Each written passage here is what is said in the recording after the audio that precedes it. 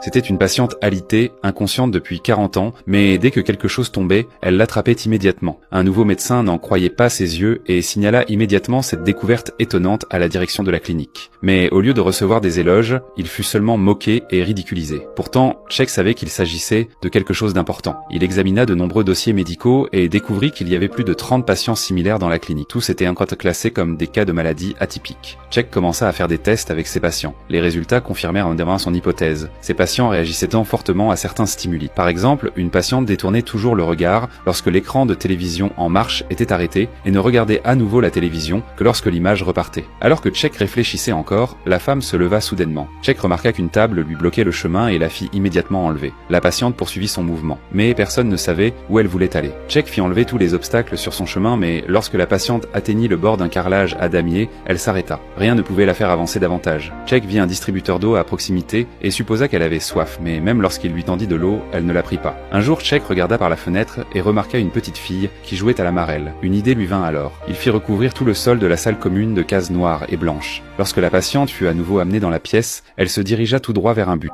Mais elle ne se dirigea pas vers le distributeur d'eau. Au lieu de cela, elle s'arrêta devant la fenêtre et regarda dehors. Czech continua ses recherches dans les livres de médecine et finit par découvrir que ses symptômes correspondaient à une maladie appelée encéphalite léthargique. Il regroupa des patients similaires, sélectionna ceux qui réagissaient au test et les installa dans une chambre d'hôpital commune. De plus en plus de tels patients furent découverts et tous tenaient ensemble quelque chose dans leurs mains, le plus souvent un mouchoir. Czech effectua d'autres tests. Certains réagissaient à de la musique triste. Un phénomène étrange fut observé. Dès qu'un patient faisait un mouvement, tous les autres le suivaient. Cela renforça la conviction de Czech que chaque patient avait une sorte de bouton signal et que leur guérison était possible, si on le trouvait. Peu de temps après, un médicament contre la maladie de Parkinson, le L-Dopa, fut développé. Il favorisait la production de dopamine dans le cerveau. Czech eut une intuition soudaine. Peut-être que ce médicament pourrait aussi aider les patients atteints d'encéphalite léthargique. Czech contacta la mère de Jackson, un patient, et lui demanda son consentement pour un test médicamenteux. Czech ne savait pas si cela fonctionnerait, mais c'était un espoir. La mère accepta. Après 30 ans de soins, elle souhaitait plus que tout entendre son fils dire « maman » à nouveau. Finalement, elle signa le formulaire de consentement et les tests commencèrent. Jackson reçut d'abord 200 mg de L-Dopa, mais cela n'eut aucun effet. Il augmenta la dose à 400 mg, mais cela resta sans résultat. Cette nuit-là, Czech décida de prendre un risque et augmenta la dose à 1000 mg. Il dormit inquiet au chevet de Jackson, mais au milieu de la nuit, lorsque Czech se réveilla, Jackson n'était pas dans son lit. Il le chercha partout et le trouva finalement à un bureau, en train d'écrire son propre nom. Jackson avait finalement trouvé un moyen de lutter contre la maladie. Le lendemain matin, il reprit conscience de son environnement, mais il réalisa qu'il n'était plus le jeune garçon d'autrefois. Dans le miroir, il vit un homme d'âge moyen, et sa mère avait désormais des cheveux blancs comme neige. Ils s'étreignirent, témoignant de 30 années moments de persévérance et d'espoir. Cette expérience redonna confiance à Jack. Il décida de traiter plus de patients avec le médicament. Lui et le personnel travaillèrent sabot sans relâche pour administrer les doses exactes et observer les effets. Un jour, Jack entra précipitamment dans la chambre d'hôpital. 15 patients s'étaient relevés les uns après les autres. La maison, auparavant hantée par la maladie, s'éveilla soudainement. Bien qu'ils ne fussent encore qu'à un stade précoce et pas complètement guéris, leur joie de vivre remplit la pièce. Ils dansèrent sans relâche et profitèrent de la joie de vivre.